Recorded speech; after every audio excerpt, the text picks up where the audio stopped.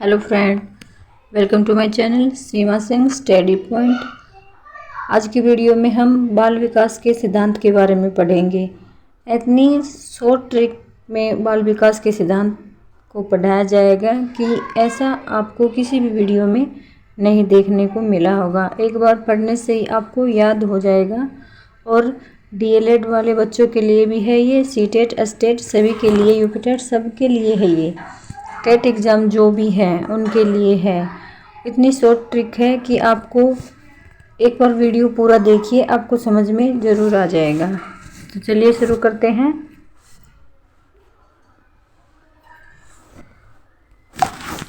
बाल विकास का सिद्धांत पैटर्न और प्रक्रियाओं से वृद्धि और विकास की पहचान करना और उनका चित्रण करना ज़रूरी होता है, क्योंकि यह बताता है कि बच्चों के भीतर वृद्धि और विकास किस प्रकार से चल रहा है।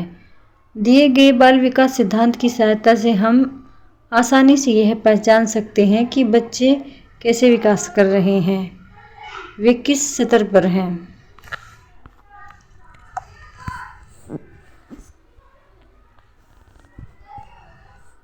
ये सिद्धांत हमें बच्चों की विकास दर का अनुमान लगाने में और वे किस विकास क्रम का अनुसरण करेंगे यह जानने में मदद करते हैं।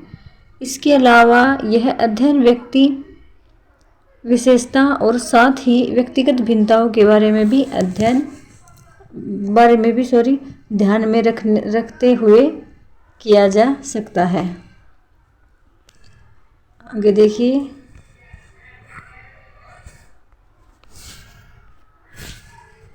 केफालो कैंडल का सिद्धांत विकास की प्रक्रिया सिर से पैर की उंगलियों तक जाती है। 6 से 12 महीने के शिशु को पैर से पहले हाथों का समन्वय होता है। दूसरा है समीपस्थ बाह्य के सिद्धांत, केंद्र से बाह्य और रीढ़ की हड्डी शरीर के बाहरी भागों से पहले विकसित होती है। ये याद रखने योग्य बातें हैं, एग्ज़ाम में हर बार आती हैं, कुछ ना कुछ क्वेश्चन इनसे बना हुआ होता है और अगर आपको याद रहेंगी तो आप आसानी से उस क्वेश्चन को कर सकेंगे। दोनों उपरोक्त सिद्धांत विकास की दिशा को दर्शाते हैं। ये दोनों विकास की दिशा को दर्शाते हैं, ये भी और ये भी। याद करने के लिए है ये पॉइंट, आप इनको अच्छी प्रकार याद कीजिए ताकि एग्ज़ाम में बैठने से पहले आपको ये सब ध्यान में रहे तो आप एग्ज़ाम को अच्छी प्रकार कर पाएँ। तीसरा देखिए, सरल से जटिल का सिद्धांत। बच्चे द्वारा मानसिक या बौद्धिक क्षमताओं और मौखिक समझ से संबंधित कौशल से संबंधित समस्याओं को हल करने के लिए उपयोग किया जाता है। उदाहरण के लिए, यदि बच्चे को ऑब्जेक्ट को वर्गीकृत करना सीखना होगा तो पतंग और हवाई जहाज उसके लिए समान हो सकते हैं, क्योंकि वे दोनों आकाश में उड़ते हैं। आगे देखिए। इस प्रकार की प्रतिक्रिया सोच के पहले स्तर से जुड़ी है और दोनों के बीच विद्यमान विचार पर आधारित है, लेकिन सीखने के बाद के चरणों में वे इन वस्तुओं के बीच अधिक जटिल समानताएं और अंतर को समझ सकेंगे। उदाहरण के लिए, वे यह समझने की कोशिश करेंगे कि पतंग और हवाई जहाज अलग अलग श्रेणियों से संबंधित है।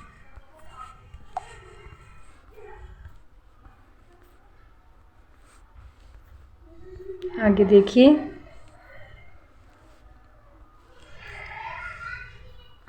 निरंतर प्रक्रिया का सिद्धांत। कौशल में वृद्धि या संचय का निरपेक्ष कौशल निरंतर आधार पर होता है। कौशल में नियमित निरंतर जमा होने से अधिक मुश्किल काम की पूर्ति होती है।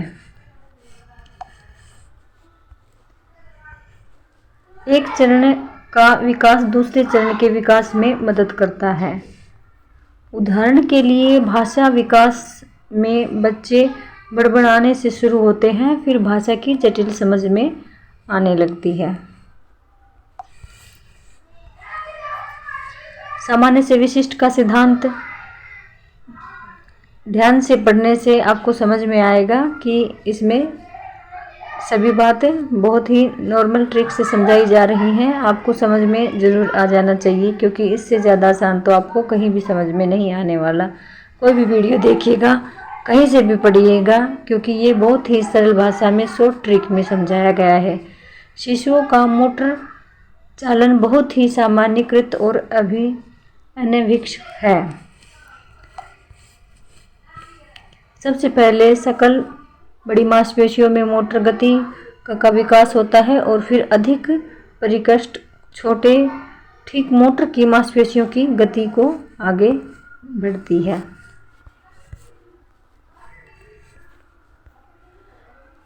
आगे देखिए, व्यक्तिगत वृद्धि और विकास की दर का सिद्धांत। प्रत्येक शिशु अलग है, हर बच्चा अलग अलग है, प्रत्येक शिशु अलग है, यही कारण है कि उनकी विकास दर भी भिन्न होती है। राइट बात है, ये आपको समझ में आ जाना चाहिए। विकास का पैटर्न और अनुक्रम आमतौर पर समान होता है, लेकिन दरों में अंतर होता है, ये भी राइट बात है। यही कारण है कि औसत बच्चे जैसा कोई विचार नहीं होना चाहिए, क्योंकि हर कोई अपनी दर के अनुसार आगे बढ़ता है, ये भी राइट बात है। इसलिए हम दो बच्चों को उनके बौद्धिक विकास या एक बच्चे की प्रगति के आधार पर दूसरे के साथ तुलना नहीं कर सकते। इसके साथ साथ विकास की दर भी सभी बच्चों के लिए समान नहीं है।